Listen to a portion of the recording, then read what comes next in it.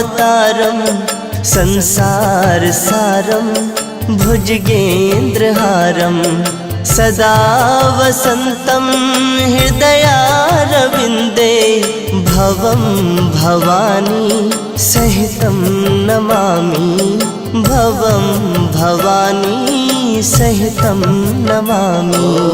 कर्पूरगारं